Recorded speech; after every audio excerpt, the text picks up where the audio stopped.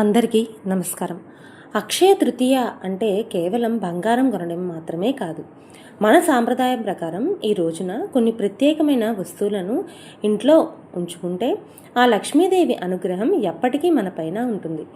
బంగారం కొనలేని వారు కూడా ఈ చిన్న చిన్న వస్తువులను తెచ్చుకొని చక్కగా హాయిగా ఆనందంగా ఉండొచ్చు. ఈ రోజున అప్పు చేసుకుని మనం మొయ్యలేని భారాన్ని మన మీద వేసుకుని బంగారం మాత్రమే కొనుక్కుంటే మాత్రమే మనం సిరి సంపదలతో ఉంటాము అనే ఆలోచనను పక్కన పెట్టి ఈ చిన్ని వస్తువులను కూడా తెచ్చుకున్నా కూడా మనం ఈ అక్షయ తృతీయ రోజున ఆనందంగా ఉండొచ్చు. మీ ఇంట్లో ధనవర్షం కురవడం ఖాయం. ఆ వస్తువులు ఏంటో, ఈరోజు పూజా విధానం ఎలా చేయాలో అన్నీ వివరంగా చూద్దాం. అక్షయ తృతీయ విశిష్టతను తెలుసుకుందాం. అసలు ముందు అక్షయం అంటే ఏంటో చూద్దాం. అక్షయం అంటే ఎప్పటికీ తరగనిది అనే అర్థం అయితే వస్తుంది. ఈ రోజున అంటే దీన్ని పూర్తిగా విశ్లేషించి చూస్తే కనుక ఈ రోజున చేసే దానాలు కానీ పూజలు పెట్టుబడులు అన్నీ కూడా కొన్ని రెట్లు పెరిగి మనకు తిరిగి వస్తాయి అనే అర్థాన్ని తెలియజేస్తుంది.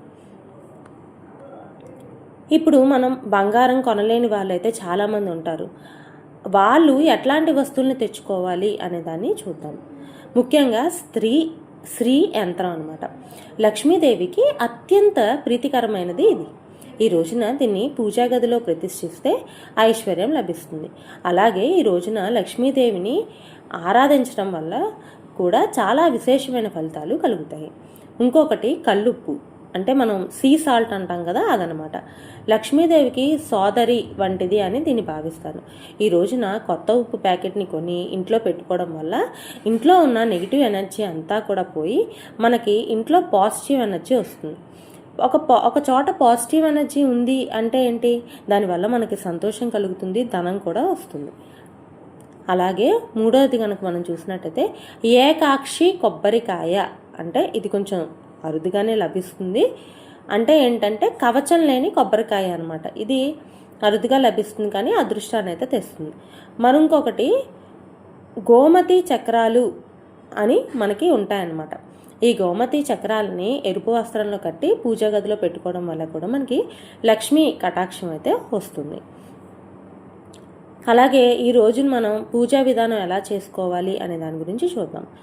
మనం ఎప్పటిలాగానే ఉదయాన్నే లేచి అభ్యంగన స్నానం చేసి ఇంటిని శుభ్రం చేసుకోవాలి.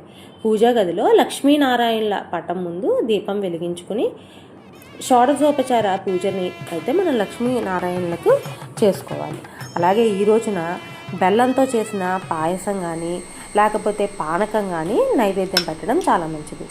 మహావిష్ణువుని తులసి దళాలతో పూజించడము, లక్ష్మీదేవిని తామర పూలతో లేదా మనకి అందుబాటులో ఉన్న గులాబీ పూలతో అర్చన చేయడం చాలా మంచిది.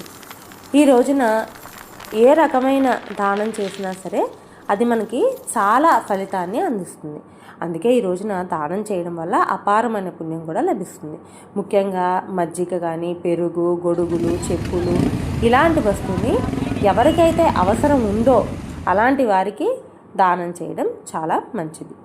అలాగే ఈ రోజున మనం వంటలోకి వాడటానికి కానీ పూజకి వాడటానికి కానీ పసుపు కొనుగోలు చేయడం, అట్లాగే మట్టి కుండని తెచ్చుకుంటాం కూడా మంచిది. అక్షయ తృతీయ రోజున మనకి తెలియని ఇంకా చాలా విశేషాలు కూడా ఉన్నాయి. ఈ రోజునే మనకి గంగా నది భూమికి వచ్చింది.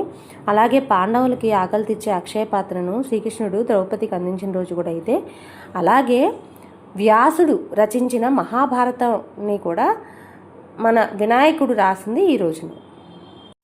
ఈ అక్షయ తృతీయ మీకు కూడా సర్వ శుభాలు సౌభాగ్యాన్ని తీసుకురావాలని పూజావేదిక తరపున మనస్ఫూర్తిగా కోరుకుంటున్నాను.